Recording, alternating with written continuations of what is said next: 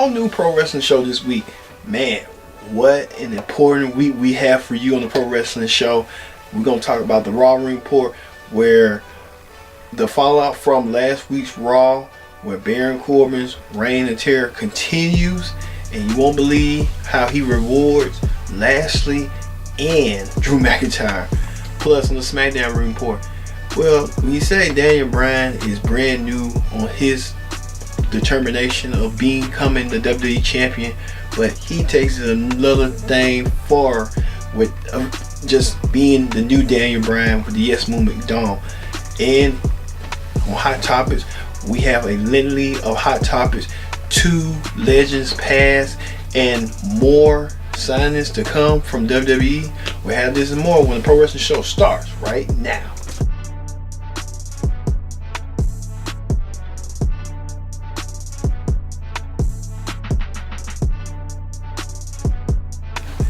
Hello everyone, welcome to another edition of the Pro Wrestling Show.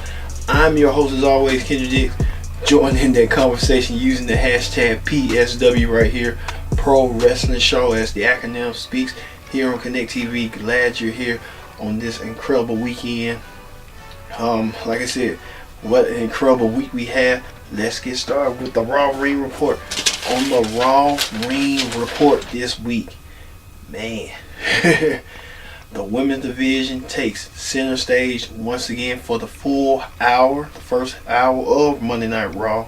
And it kicked off with women's champion Ronda Rousey opening the show to team up with her best friend Natalya to take on No. 1 contender Nia Jax and her associate Tamina one-on-one to kick it off.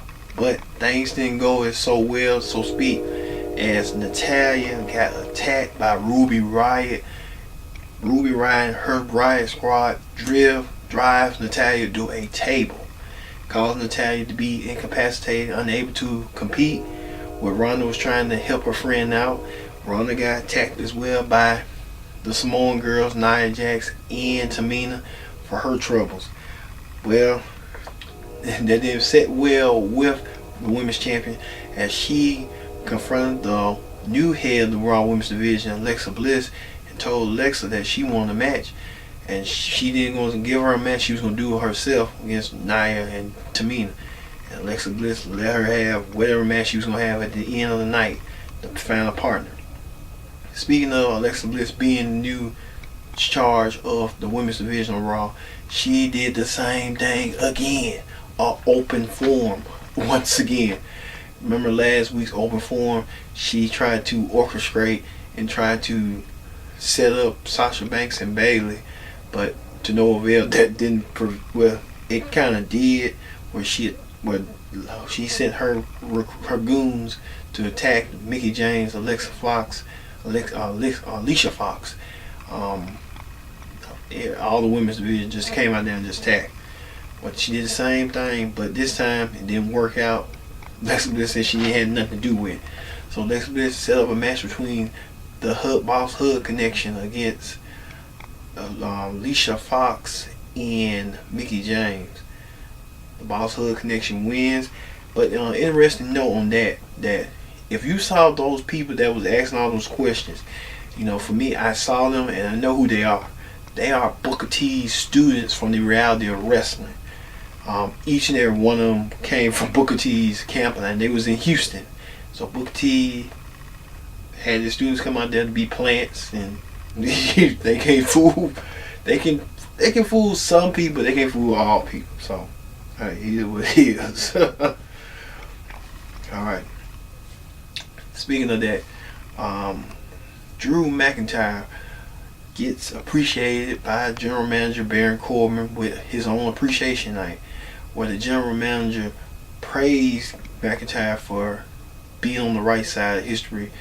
And Drew McIntyre got interrupted by former associate Dolph Ziggler, who turned babyface, and Dolph wondered why is Drew acting like that, and Drew told him that he was the brains, the muscle, and the brawn, which you can't deny because Drew has, but Dolph Ziggler's good wrestling. He said he kept Dolph Ziggler relevant. Well, General Manager Corbin set up a match between the two. At the end, McIntyre got distracted by his opponent at TLC, Finn Balor, when they would meet at the TLC pay-per-view, and Dolph Ziggler pick up the win, causing Drew McIntyre to lose against his former mentor. Wow. Wow. They put on Drew McIntyre on a good roll because look at Drew McIntyre. He has the look, he has the charisma, he has the athletic ability, the in-ring skills. Mr. McMahon said about at least 10 years ago that he was the chosen one, and he kind of is getting there, that chosen one. He kind of lost a little steam, but he's gaining traction back into the forefront in the Raw main event scene. So I can see Drew McIntyre be a force to be reckoned with in 2019. I'm telling you, mark my word. Also, General Manager Baron Corbin also made clear to Rhino and Heath Slater that they had to face each other. Well, they did face each other, but the only stipulation to this match was the winner would stay on Raw and the loser would be fired from Raw. And unfortunately for the man beast Rhino, he lost to Drew McIntyre because he has kids. So in this way, not Drew McIntyre, but Heath Slater. Heath Slater won his match against Rhino, thus removing Rhino from the Raw roster, being fired. Well, Heath Slater lost too, in a way, because Heath Slater is no longer an active competitor on Raw. Thus, he will be transitioning to becoming a referee. So we'll see how this role goes for Heath Slater, losing and winning the match, but also losing his partner Rhino and now going to become a referee. Man, oh man. Also, Lashley and Leo Rush enticed the crowd and they mocked Elias. One thing about Lashley, I want him to be heel and stuff like that, but him over and doing it, it might appeal to the women and that's their business, but him posing like that, and then some people got some memes out there that he's just posing just to get Mr. Big Man a rise or something like that. I don't know if that's the case, then so be it. To each his own. But at the end, Leo Rush tried to escape, and Finn Balor helped aid Elias, and Leo Rush was the victim of a Kantar shot smash behind the back, leaving Leo Rush motionless. Leo gonna be having some kind of rambling effects down the road. Like he's gonna be kind of like, oh, I can see Leo Rush kind of. But then he is an interesting cat on Instagram, because you got to follow this man. This dude is real funny on Instagram, I'm telling you. All right, Jinder Mahal loses to Finn Balor 1-on-1 after Drew McIntyre strikes after the match and stuff like that. So Finn Balor playing the chess games with Drew McIntyre earlier, making Drew lose his match to Dolph Ziggler. Hey, it is what it is. Now, speaking of Jinder Mahal and Alicia Fox could be on the verge of being in the finals at Mixed Match Challenge to win themselves a vacation or any of their choice and be entering the Royal Rumble as the third-year entry spot. So, hey, it's a lot of wages, it's a lot of stipulations that's going to drastically affect Mixed Match Challenge. You thought the losers was going to lose, and now the losers become the winners. And then I can see Jinder Mahal and Alicia Fox versus R-Truth and Carmella. Tell you, that's what I think that's going to happen at Mixed Match Challenge. So I'll tell you, elaborate more next week when we do the predicted outcome for TLC next week. Also, Bobby Roode tried to gain a measure of revenge on Drake Maverick, and Drake Maverick peed in his robe. Maverick was set up in a match against Bobby Roode, we thought 1-on-1, but Roode had the match until General Manager Baron Corbin changed his mind and made a handicap match when the AOP attacked it, Chad Gable. And AOP came out there. Baru kind of knows they was coming because they were running into the ring. Baru trying to make it quick, fast, and hurry. But he got destroyed. AOP destroyed Cable and Rude and won their match, thus not earning a tag team title shot in the near future. Also, meanwhile, Dean Ambrose comes out to the ring dressed as Bane from the Batman. You know, Bane with the mask, with the gas mask. Comes out there with a SWAT team and tries to say what he said last week about being affected in Houston. Well, Seth Rollins came out there trying to get an upper hand. Seth Rollins didn't get the upper hand as he got attacked and got hit with the gas mask after him and Ambrose were fighting for a minute. So the Intercontinental Championship match is going to be one of the big 3 matches that's going into TLC. I can tell you that. Alright, I'll tell you that. Nia Jax, and then finally, we started with Nia Jax, Tamina, Ronda, and now Ember Moon in the mix. So, you know, hey, the winning team won was Ronda and Ember Moon, but Nia Jax looks like she wants to get retributive revenge and win that women's title back at any means necessary. That's why she called hashtag the face breaker. Alright. That does it for the Raw Ring Report. Let's move over to the SmackDown Ring Report. Okay, on the SmackDown Ring Report this week, the show opened with Paige with last week's announcement of the women's TLC match, thus moving toward now to the contract signing between Asuka, Charlotte, and Becky Lynch for the SmackDown Women's title in a TLC match. So each woman came out there, you know, for the contract signing and signed their name on the document, making the match official. Well, Charlotte kind of had to make prove that she beat Becky.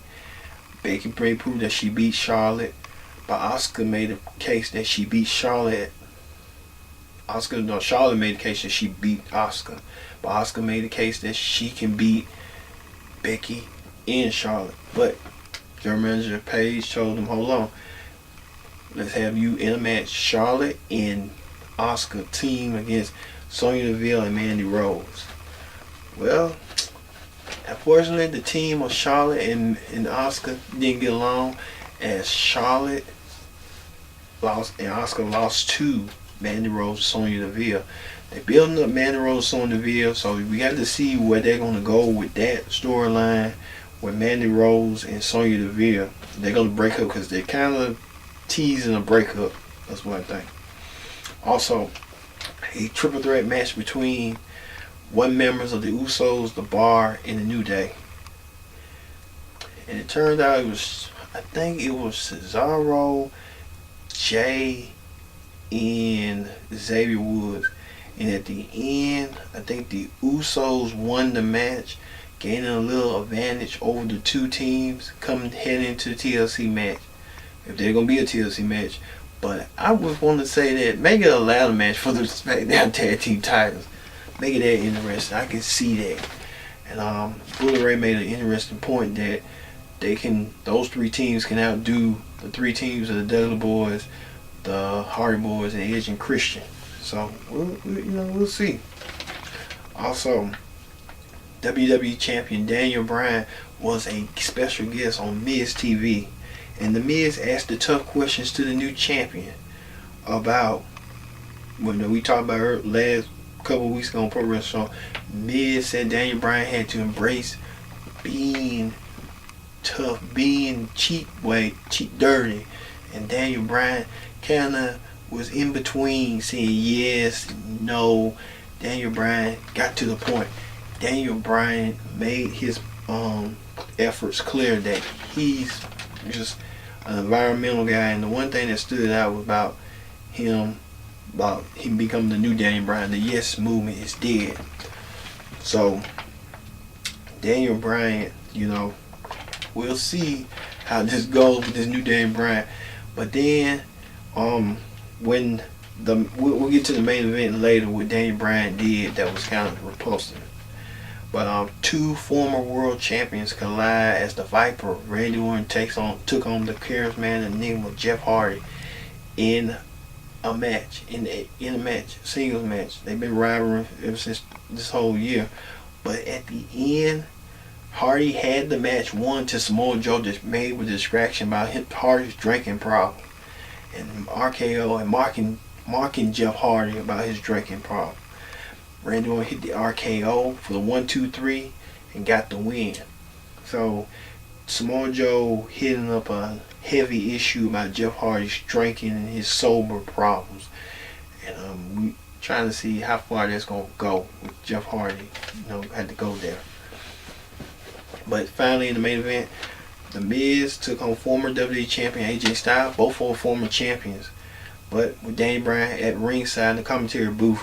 But it was like Miz and Daniel Bryan early on Miz TV when AJ tried to come out there and tried to interrupt. They both attacked AJ Styles. AJ's frustrated. He's mad. He's angry. He felt betrayed by Daniel Bryan because all this effort went out of smoke. So Daniel Bryan came out there and attacked AJ Styles and left AJ hanging. And man, oh man. And then Daniel Bryan did a move on AJ Styles, almost trying to bring him. AJ was trying to say, "Get him off of me." Man, you gotta think about that sometimes. Like, man, what's really going on?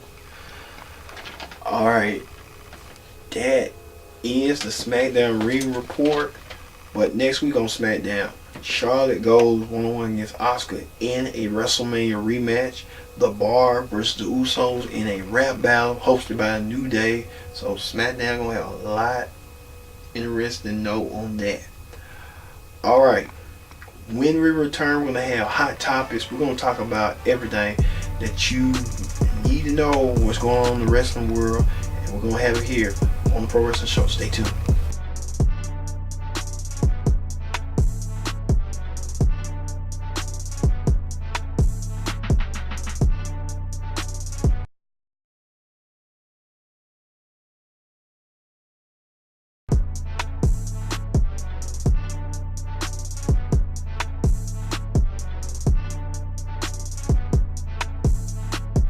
Back to the Pro Wrestling Show. I'm your host as always, Kendrick Dix here. Join in that conversation right here using the hashtag Hot Topics. Hot Topics right here on Connect TV, the Pro Wrestling Show. You here. Let's get started with Hot Topics. Man. But first and foremost, we want to send our thoughts and prayers to the families of two wrestling greats that we lost. First and foremost, the Dynamite Kid. He was 60 years old. Dynamite Kid was a technical base style wrestler out of Canada. You may know him. Some of you may know him from the Canadian wrestling. I don't want to Stampede Wrestling. If you're a Canadian watcher, you may know him in WWE as one of the British Bulldogs that helped trail the blaze in the rock and wrestling connection in the 80s for tag team with his partner Davey Boy Smith. God bless his soul too. God bless both their souls. But it's heartbreaking to know that Dynamite Kid died on his birthday. He was 60 years old. He just turned 60 and died. So, he led the way for stars like a Chris Benoit, Chris Jericho, to current stars. When I know David Richards coming back, and I can kind of look at David Richards in that sense because him and Dynamite Kid are kind of similar in fashion like that. So Dynamite Kid will always be remembered for his athleticism and his technical prowess, and we thank him for that. Also, another legend, Larry the Axe Hennig, father of Mr. Perfect Kurt Hennig, grandfather of Curtis Axel, died at the age of 82 this week. Larry the Axe Hennig, a legendary figure. You may know if you were an AWA fan. you know Larry the Axe Hennig, who he was and what did he bring to the table. His Bruce power, his strength, his ability to make a promo, cut a promo. Larry the Axe Hennig will be remembered and is still to this day. His tradition lives on through his grandson. His son, Mr. Perfect, was one of the greatest technicians in the world. Men, you may out there know who Mr. Perfect is. You know he was indeed perfect in any form or fashion. So, Godspeed to both of these. And also, we talked about it on the tape. George W. Bush, remember him. But, watch down the tape. Is on there. He got a connection to wrestling with Paul Botch from Houston. So, a lot of legends died this week, but we're going to keep their memory alive, and we're glad that they lived their life. So, God bless. Also, James E. Cornette, as many of you might know, Jim Cornette, calls out David Arquette, and Jim Cornette talks about the crazy death match David Arquette been into, and I'll watch this. Listen to this. Probably be the 150 people in that particular fucking town that know more than anybody else that everything about wrestling is fucking phony. And here these guys are really carving each other up and needing stitches and fucking breaking their necks to have a fake match in front of people who know it's a fake match, but they're really cooperating to hurt each other. That's why my fucking head explodes. But that stuff exposes the business to people in a negative light. It exposes the business as being professional wrestling is full of freak show fucking geeks. The guy that bites the chicken off the fucking, or the head off the live chicken in the sideshow, the lowest of the low, the septic tank dwellers. That's what professional wrestling is, and that's what other people are that it appeals to, the fans of this thing, because they're cheering people bleeding and being cut and ripped to shreds and going through doors and light tubes and tables and barbed wire and weed whackers and somebody taking battery acid and putting it in a turkey baster and shoving it up a guy's ass until it comes out his nose mixed with the foamy blood where his intestinal organs have been turned to fucking mush like a super Ebola enema in the third match. That exposes the business in a negative light to people who may then never want to see any more fucking wrestling because that's just stupid. And then there's the point of the whole conversation that has been being had over the last, I don't know how long is, well, there Marco Stunt broke his leg, and David Arquette almost got his throat cut, and that Joey Janela, the guy that worked with the Invisible Man, it was nice enough to take a shit on the whole business doing that. He blew his fucking knee out. And I'm going to, as a matter of fact, I've just written this article for Fighting Spirit. I've had knee injuries, and I've talked to a lot of doctors and a lot of people that I've booked and trained and been responsible for in my promotions that have had knee injuries. And it helps in wrestling to recover from knee injuries when you're a pretty elite level athlete to begin with, and you can afford the best orthopedic surgeons and physical therapy follow-up, and I would assume that an independent wrestler is probably not in either one of those positions.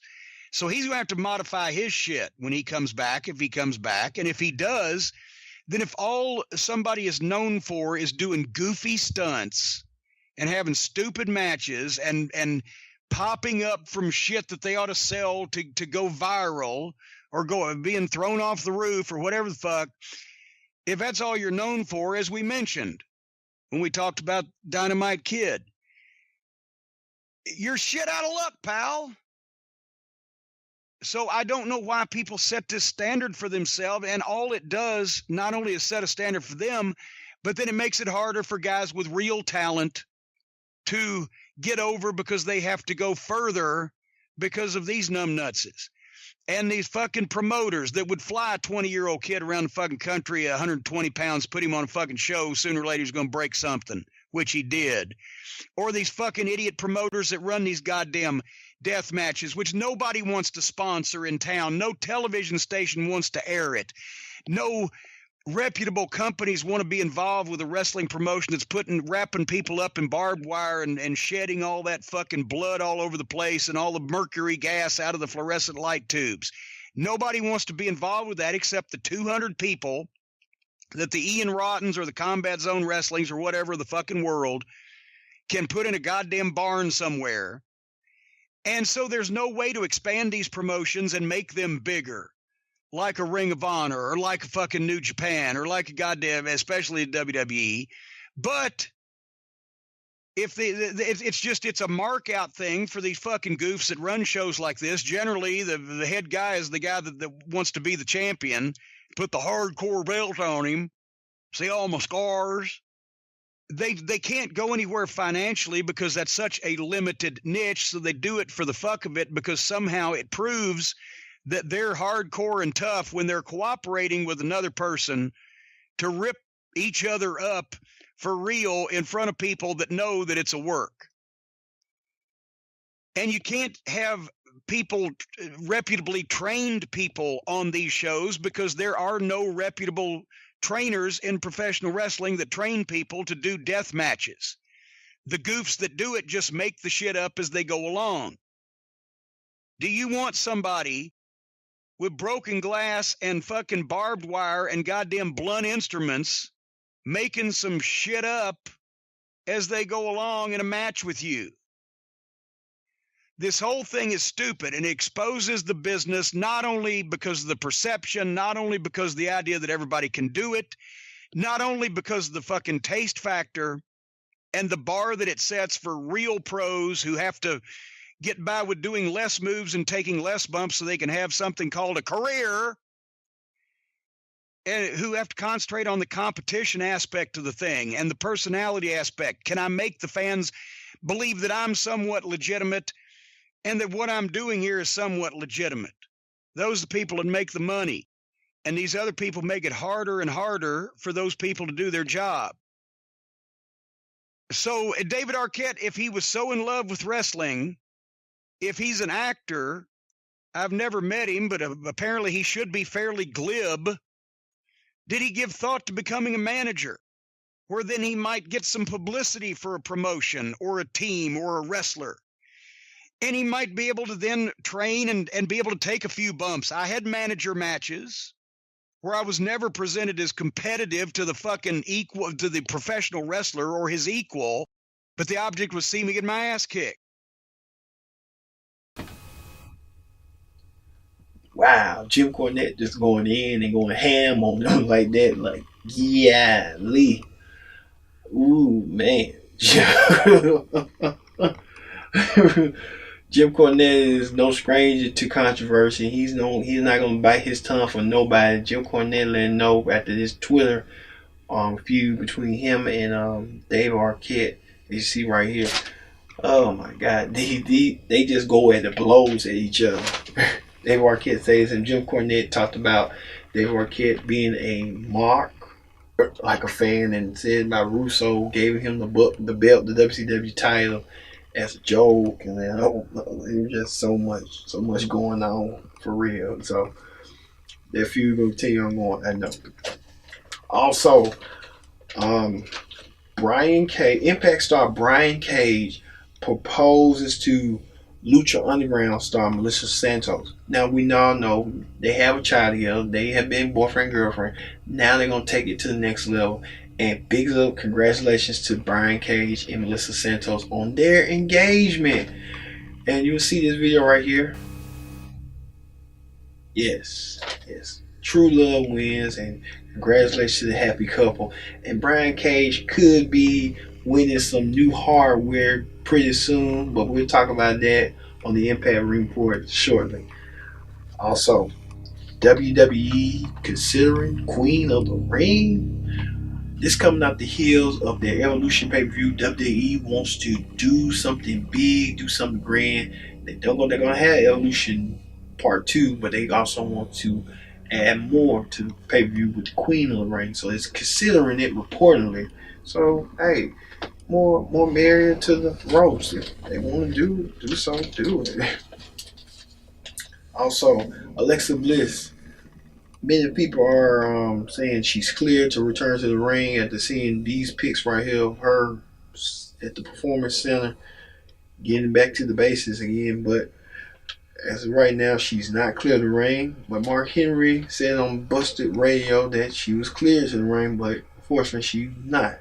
So Alexa Bliss kind of like waiting to the doctor's orders to see when she's going to be cleared to the ring. Also, WWE partners up with the Special Olympics campaign. Special Olympics, and WWE gonna team up together in 2019. Good luck for them. Good luck for them. All right.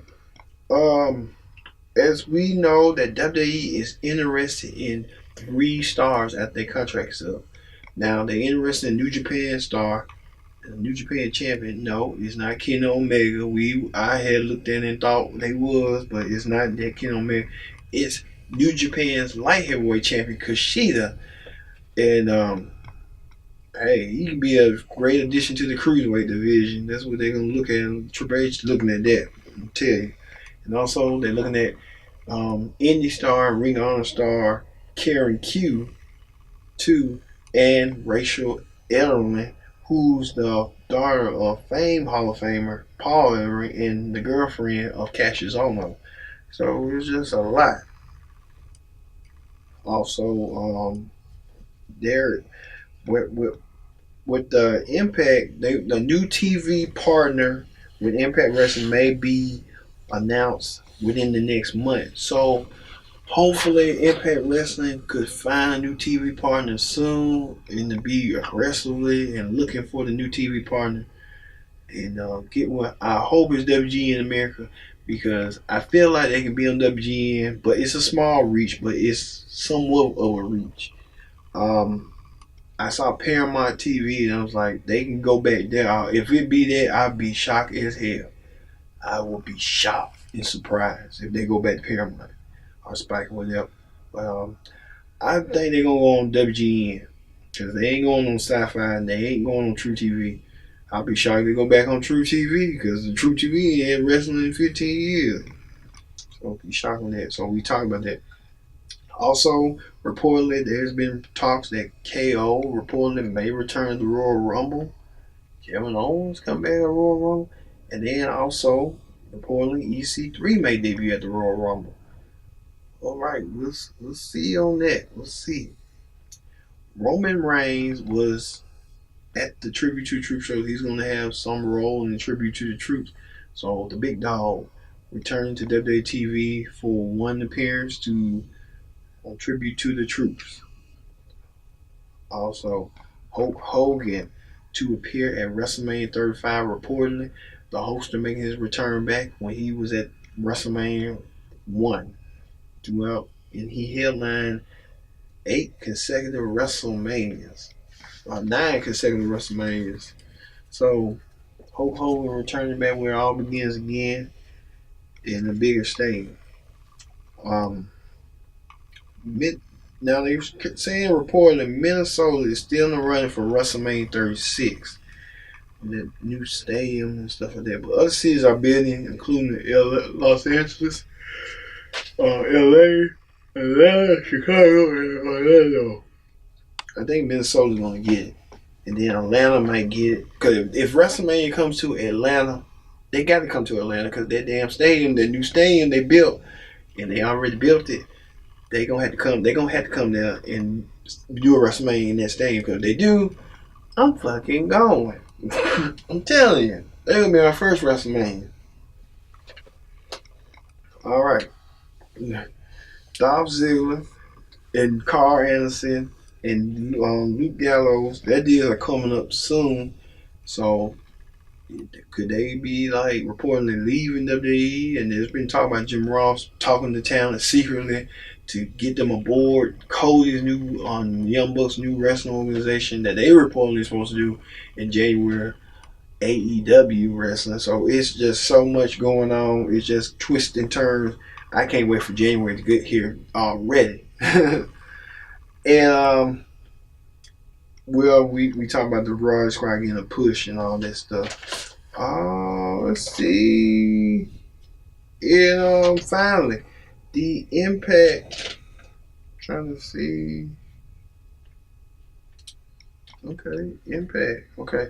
Impact reached 2 million subscribers this week, and big congratulations, Impact reached 2 million subscribers on YouTube this week. It's up to them. And could Impact get the biggest fish in the land? Could they begin Y2J Chris Jericho? Chris Jericho was seen right here in the pit with Impact Management to lure him to a deal. It's a short deal, and let him go with that. See, I remember when ECW first started, Paul Heyman said they just needed one big name to carry ECW. And that's what they're gonna do. Like Terry Funk was that one big name. He was the ECW champion. He helped mold the ECW stars like Tommy Dreamer, Sandman, and others to build themselves up to, once he goes, they can take over from there. And that's why I think that's what they're doing, that same philosophy. Get that one big star. If they get Chris Jericho start building folks up, and then they can just go on their merry way. Jericho go on his merry way, and he helped raise their level, help build them up. Become champion for a minute, and go on my way. I would do that with, one thing about Impact, I would do that with CM Punk. Just one big star. One big star. But TNA was accused of being WWE light. But I'm kind of like in between the middle, because you need big stars. Because look at that. Look at Impact now. They lost their primetime spot, and they at 9 o'clock. Focus on the new people, then focus on your current crop and build that and stuff. Have them in a change, but then again, you slowly building your new people. And I think that's what was wrong with WCW. Like, look at their mistakes. They focus on main event stars. They didn't push the younger crop stars like a Jericho, Big Show, Benoit, Guerrero, and stuff. When they was there with the Hogans and the Savages and Lugers and the Stings and all them people. But you had them kind of intermingle with them sometimes. I think they did with Ric Flair and Eddie Guerrero a couple of times. But, it's a philosophy thing. You can focus on the younger wrestlers, but then you need some established wrestlers as well to help alleviate that product. I think a little bit like the WCW thing, I think now, and it's kind of like you want to intermingle them together. Focus on the young, build them up. Focus on the established one, build them up. The established stars can help and help contribute. So that's why I look at it like that. I could be guilty of that, but hey, it is what it is. But interesting time in wrestling. Wrestling is going to get real hot again. I'm telling you right now.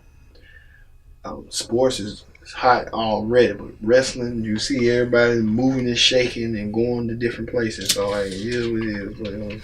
But good luck, good on that. All right. That does it for the hot topics. Let's move on to the Impact Ring Report. Okay, on the Impact Ring Report this week. Man, oh man. All right. Impact started off with Jay Chris of OVE winning his match against Willie Mack in a Ultimate X qualifying match. Yep. Ultimate X qualifying match. Oh, and then speaking of that, this before we get there, Evolve. Evolve cut ties with Impact Wrestling due to the fact that the LAX and the Street Profits, Evolve said they don't want to do no business with Impact no more. Man, no, you just had a building relationship with them, and then now you broke it. So Impact got a lot of work to do. And then Billy Corgan doing an NWA pop-up show. He just announced it. He's gonna do it on the something around Nashville, around Clarksville. So hey, you know what it is. All right, back to where we was at. One member's OVE qualifies for the Ultimate X match, become X Division champion for Homecoming for the X Division title, legendary match. And then next week, his other brother competes against Rich Swann, Dave Chris, in a Ultimate X qualifying match. So it's interesting, could the Chris brothers be in the same, the OVE be in the same match?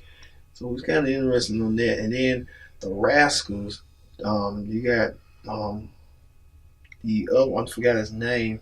He's gonna compete against somebody else. So it's gonna be a lot of up and coming. That's what you focus on. You focus on your young crop, build that around the young wrestlers and stuff. And then you focus on the heavyweight division. Like you got some established, like Johnny Impact's established, come from WWE, Cage established, coming from Lucha Underground. That's kind of like, building it up, been creating your own stars, but then, okay, well, hey, they go on with what they know, so hey. Also, Dark Alley re-emerged, and she wrestled newcomer Heather Monroe, defeated Heather Monroe, but Kiera Hogan trying to look out for a friend, trying to bring her friend back, but she got turned on and attacked and got Mammal Claw. So you know there's gonna be a match sooner rather than later. Also, Eli Drake received some bad news that he didn't think he was gonna get after he received that letter last week from it, but after leaving the Impact management offices, Eli Drake found himself that he'll be facing Abyss at Homecoming in Abyss's specialty match on Monsters Ball. Abyss has took on everybody on Monsters Ball, Mick Foley, you name it, Sting. So we're gonna see Eli Drake compete in a gritty, rough, tough, hardcore match that no one is not gonna be the same ever again. And then also Raven emerges again. ECW legend Raven emerges to help out Eddie Edwards in the mental insane asylum and gives him the keys to leave. And Raven soon later will be back in Impact. And Raven was a former champion, Impact, the NWA champion, and now Raven's back. So see how that goes with Raven coming back. Also, Conan trying to be a peace advocate between LAX and the Lucha Brothers. Now, I don't know how this is going to go. He didn't want the tempers to flare, but the tempers did flare as both teams did keep their calm and composure, but some of the best had to ups each other. So, hey, we'll see how that goes between that. That's going to be a phenomenal match. I think that's going to be the match that's going to steal the show at Homecoming. Phenomenal match to look forward to. We'll have that on the Pro Wrestling, Pro Wrestling, yeah, on the Pro Wrestling show, that first week in January 2019. Finally, the mixed tag team match between Tessa Blanchard teaming up with Moose, Mr. Impact. Tessa Blanchard, the Knockouts champion, taking on her challenger, Ty Valkyrie, and her husband, the Impact World Champion, Johnny Impact, in a mixed tag team match going back and forth, stuff like that. And Lady Lokai won the match. Taylor Lockhart defeated Tessa Blanchard, and if she does that at Homecoming, she will become the new Knockouts champion. Well, Tessa tried to get her revenge, but instead she got stopped by Killer Kross, who stopped and helped out Johnny Impact and Tessa. So it's a whole bunch of stuff going on in Impact right now. But hey, we're here to report it and give it back to you, because hey, we're here. All right, that does it for the Pro Wrestling Show this week. What a week it has been in the world of professional wrestling and sports entertainment. Well, that does it. We'll see you next time here on the Pro Wrestling Show.